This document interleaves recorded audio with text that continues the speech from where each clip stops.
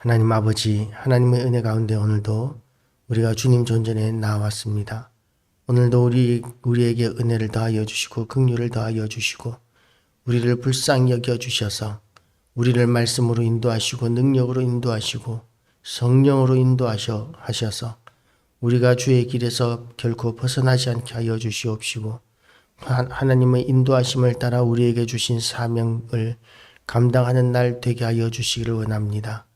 우리를 붙들어 주셔서 우리를 통하여 오늘도 영광 받으시기를 원하시는 우리 하나님께 찬양과 경배와 영광을 돌려드리오며 예수 그리스도 이름으로 기도드리옵나이다. 아멘. 버가모 교회의 사자에게 편지하는 버가모 교회에 대한 하나님의 말씀입니다. 버가모 교회의 사자, 사자라 하면 이제 그 교회를 책임지고 있는 담임 목사, 목회자, 지도자 뭐 이런 사람에게 편지를 보내는 것이겠죠. 그러면 이 사람은 이 편지를 받아서 성도들에게 이 편지를 읽어주는 것이 그 시대의 설교였다고 합니다. 그러니까 그 시대에는 글을 그제도 말씀드렸지만 글을 읽을 수 있는 사람이 극소수였기 때문에 그 글을 읽는 것 정도만으로도 또 설교할 수가 없지 않습니까? 많은 공부가 필요한데 그렇게 많은 공부를 한 사람들도 극히 드물었는데 그래서 이제 글을 아는 것만으로도 굉장히 엘리트, 학식 있는 사람 뭐 이렇게 여겨지던 시대였었으니까 그 지도자는 글을 읽어주는 것이 가장 중요한 사명이었던 것으로 생각할 수 있습니다. 글을 읽어주는 것과 또한 기도하는 것과 그렇게 해서 교회가 세워졌는 것이죠. 하나님의 말씀은 그 자체로 능력이 있습니다. 설교자가 물론 설교를 열심히 준비해야 합니다. 그런데 하나님의 말씀 그 자체만의 그 역사들도 교회사에서 얼마나 많이 나타나는지 모릅니다. 그래서 교회의 지도자가 버가모 교회의 지도자뿐만 아니라 그 시대의 모든 교회들은 사도들이 쓴 편지를 가지기를 너무나 원했었고 영광스럽게 여겼고 그리고 그 편지를 성도들에게 읽어주는 것이 가장 은혜로운 예배의 형태였던 것입니다.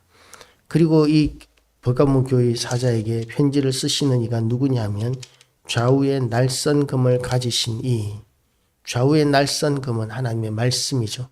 하나님의 말씀은 살았고 운동력이 있어 좌우의 날선 어떤 검보다도 예리하여 라고 이렇게 우리가 기억하고 있지 않습니까? 마음과 심령과 골수를 찔러 쪼개기까지 하며 마음의 생각을 감찰하기까지 하는 그런 말씀이 바로 하나님의 말씀이죠.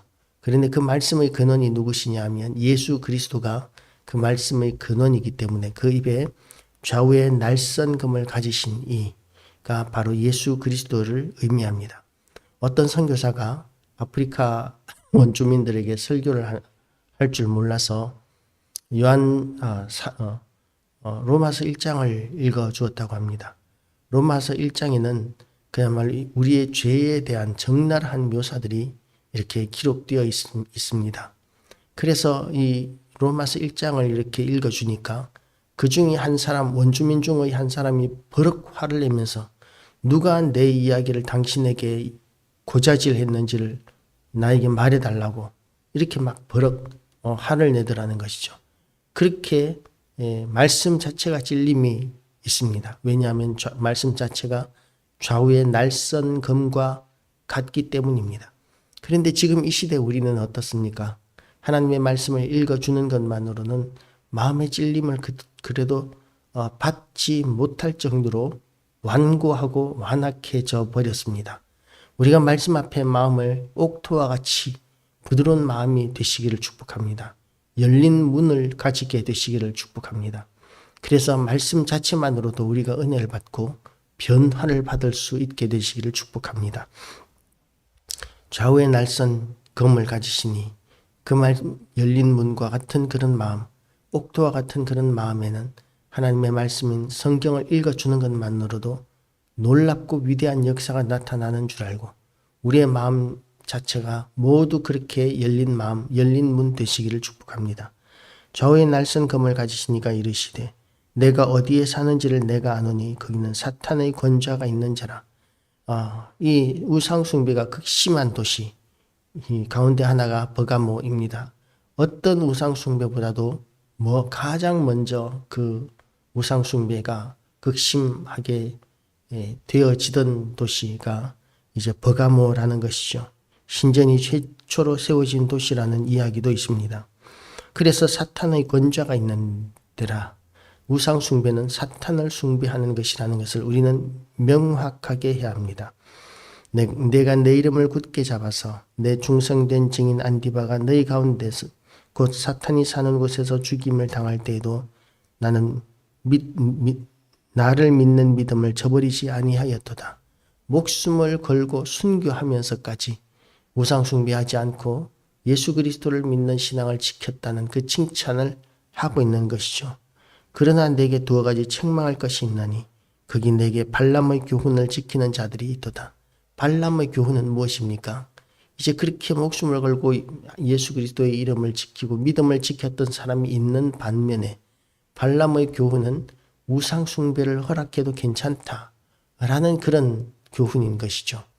발람의 교훈에 따르면 발람은 이제 이스라엘 백성들이 가나안 땅에 들어갈 때에 모압 땅에서 이제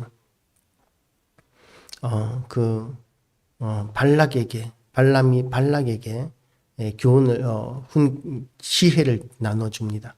발람이 발락에게 준 지혜가 뭐였느냐 하면 우상의 제물을 우상의 그 제사를 이스라엘 백성들 앞에 놓아두어서 그들이 우상의 제물을 먹고 우상 숭배하고 그리고 방탕하게 하는 그런 것이 바로 발람의 교훈이었죠. 그 발람의 교훈으로 말미암아 24,000명이라는 굉장히 많은 숫자의 이스라엘 백성이 단번에 그 자리에서 죽임을 당했었습니다. 거룩한 백성으로서 가나안 땅에 들어가야 하는데 그런데 하나님께서 주신 땅에 들어가기 전에 얼마나 쉽게 이스라엘 백성들이 우상 숭배에 빠질 수 있었는지를 우리는 성경을 통해서 볼 수 있습니다. 그런 우상 숭배는 하나님 앞에 진노를 사는 일이고 저주를 사는 일입니다. 두려울 줄 알아야 합니다. 그런데 이 발람의 교훈을 가르치는 자들은 괜찮다라고 가르칩니다. 우상 숭배해도 괜찮다라고 가르칩니다. 그런 사상이 어디서 나왔느냐 하면 영지주의, 니골라당으로부터 나온 것으로 그렇게 전해지고 있습니다. 니골라당의 영지주의, 니골라가 누구냐 하면 최초의 7집사 가운데 한 사람이었던 것으로 우리는 생각합니다. 교회의 지도자 가운데 니골라라는 사람이 있었던 것이죠. 그 니골라라는 사람이 교회의 대표적인 최초의 집사로서 중요한 그런 사람이었었는데 그런데 그 신앙이 잘못된 신앙이라서 니골라당이라는 것을 만들고 영지주의를 가르칩니다. 그러니까 교회에 끼친 해악이 얼마나 컸겠습니까? 7집사 가운데 한 사람이 그 당시에 집사라고 하면 지금으로 치면 목회자와 같은 사람이죠. 교회의 중요한 지도자 가운데 한 사람이었던 사람이 영지주의를 가르치니까 멋 모르는 교회와 성도들은 따르게 되고 믿게 되었던 것이죠. 영지주의가 무엇입니까? 육체는 아무리 범죄를 저질러도 우리는 이미 구원받았기 때문에 우리의 영혼은 깨끗하다, 거룩하다라고 가르칩니다. 그래서 우상 숭배해도 괜찮고 우상의 제물을 먹어도 괜찮고 방탕하게 살아도 괜찮다라고 이렇게 가르치는 것이 영지주의입니다. 그러나 그런 영지주의는 틀렸습니다. 사람이라 하면 영과 육이 하나가 되어 있을 때 사람인 것이죠. 영과 육이 분리되어 있으면 그것은 사람이 아닙니다. 그래서 육신이 죄를 범하면 영혼도 오염되어지는 것이 그것이 정상적인 것이죠. 육신과 영혼이 완전히 분리된다는 되어서 육신이 범하는 죄를 영혼은 아무런 영향을 받지 않는다는 것은 거짓말입니다. 그렇기 때문에 이 영지주의는 교회 안에 방탕한 것을 불러 들어오고 그리고 우상 숭배까지도 가지고 들어올 수 있습니다. 이 세상의 것들을 다 따르게 되면 그러면 순교할 이유가 없어지게 되는 것이죠. 이 충성된 증인 안디바는 믿음을 지키기 위해서 순교까지 당했는데 그런데 그 나머지 사람들 가운데는 영지주의적인 니골라당의 교훈을 따라서 우상 숭배를 교회 안에까지 가지고 들어오는 사람들도 있었다는 점에서 그야말로 버가모 교회는 심각한 상황 가운데 처해 있었다라고 이렇게 생각할 수 있습니다. 그런 교회가 또 있습니다. 지금 이 시대에도 이단 가운데는 우리가 영지주의적인 신앙을 가진 베레아, 김기동의 베레아 학파, 구원파 뭐 이런 교회들은 그런 영지주의적인 그런 신앙을 가지고 있죠. 그리고 또 하나가 이제 영지주의와는 조금 다른 것 같이 보이기는 합니다. 도덕적인 삶을 강조하기는 하지만 그럼에도 불구하고 우리 기독교 말고도 다른 종교를 믿어도 다 구원을 받는다고 가르치는 그런 교회도 있습니다. 어떤 교회냐면 가톨릭 교회는 그렇게 가르치더라고요. 가톨릭 방송을 우연히 들었는데 거기 나오는 사제가 그런 이야기를 합니다. 꼭 예수님을 믿어야만 구원을 얻는 것은 아닙니다. 부처를 믿어도 구원을 받고 다른 것을 믿어도 어쨌든 한 길로 통하게 되어 있습니다. 라고 이렇게 가르치는 그런 사제의 이야기를 직접 제가 방송으로 들었었습니다. 니골라당의 교훈입니다. 이것은 그야말로 용납할 수 없는 발람의 교훈을 따르는 교회입니다. 발람의 교회, 우상숭배해도 괜찮고 그야말로 예수님 안 믿어도 괜찮고 그런 신앙을 가진 것이 어떻게 온전한 신앙이라고 이야기하고 구원받을 수 있는 신앙이라고 이야기할 수 있겠습니까? 그런 신앙은 온전한 신앙도 아니고 하나님의 진노를 사는 신앙인 줄 알고 우리가 지금 이 시대의 세상과 너무나 타협해 가고 있는 상황인데 이렇게 세상과 타협해 가는 것 이것이 버가모 교회의 모습이었고 또한 우리 가운데 지금 이 시대의 교회들의 모습이기도 합니다. 우리는 지금 이제 다시 그렇게 온전해지고 거룩해지는 삶을 선택할 수 있어야 합니다. 우리를 통해서 하나님의 영광 받으셔야 합니다. 우리는 온전한 믿음을 가져야 합니다.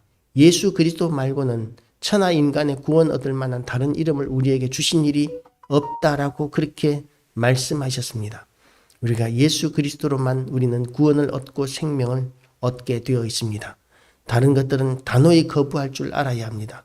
니골라당의 교훈, 발람의 교훈을 우리는 단호히 외면할 줄 알아야 합니다.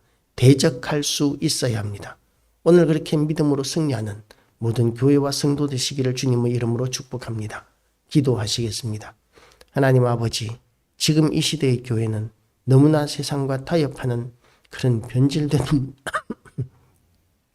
모습들을 우리가 가지고 있음을 고백합니다. 하나님 아버지, 우리의 믿음을 다시 한 번 더 온전히 바로 세우게 하여 주시옵시고 그리고 우리가 처음 믿음으로 돌아가서 우리가 다시 한 번 더 하나님이 기뻐하시는 교회를 회복하고 또한 부흥을 회복하게 하여 주시옵소서. 오늘도 이 땅의 이 나라의 은혜를 더하여 주시옵시고 이 땅의 모든 교회들마다 하나님께서 또다시 은혜를 더하여 주셔서 교회들마다 빈자리가 채워지고 부흥의 역사가 일어나서 지금까지보다 더 큰 일들을 교회들이 감당하며 온 나라를 하나님의 뜻대로 변화시켜 나가는 아버지의 뜻이 이루어지는 나라 되게 하여 주시옵시고 또한 이 나라를 통하여 전 세계 열방에 하나님의 사람들을 힘있게 파송하고 교회가 교회를 세우고 선교를 더욱 힘쓰는 그런 교회들 되게 하여 주시옵소서. 감사드리오며 예수 그리스도 이름으로 기도드리옵나이다. 아멘. 하늘에 계신 우리